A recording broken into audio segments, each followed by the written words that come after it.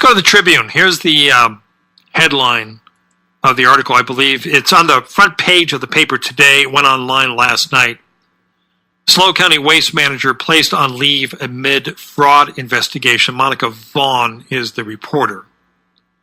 Longtime manager of the San Luis Obispo County Integrated Waste Management Authority, or the IWMA, was placed on leave Wednesday as the agency launched an internal investigation into allegations that he fraudulently misused public funds.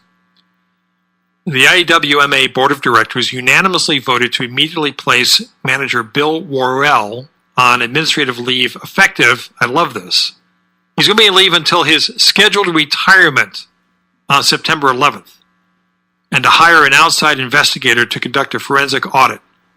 IWMA counsel Ray Bering announced at the end of a closed session meeting.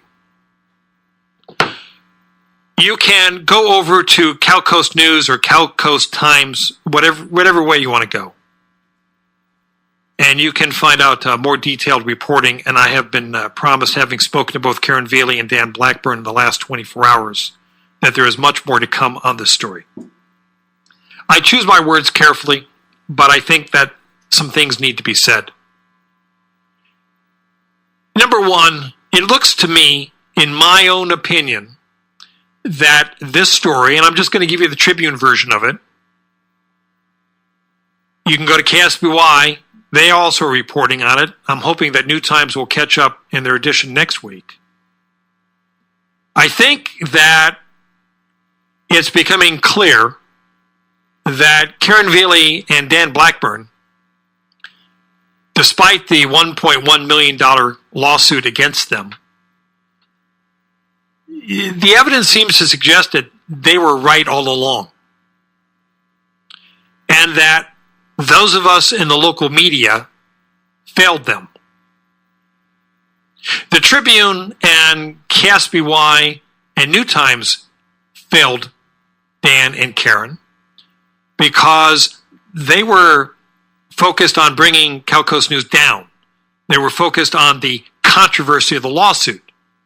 But nobody at the Tribune, nobody at KSBY, nobody at New Times bothered to investigate to see if these claims that they were making were true. And on a personal level, I kind of feel like I let them down, because after all this happened with the lawsuit, management here at American General Media decided that they no longer wanted Karen appearing on my show. And I was told that she was no longer to appear on the show, and I went along with it. Realistically, I don't know how much choice I had.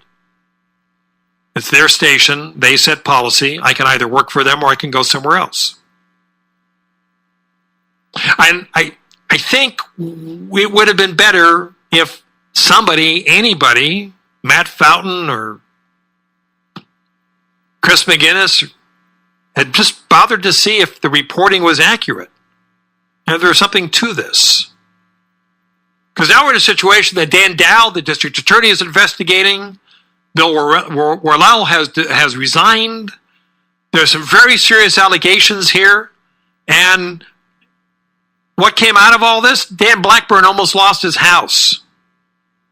And only when his family stepped in were they able to save the house. Karen Vealey had her reputation smeared from L.A. to New York. This thing was in the New York Times.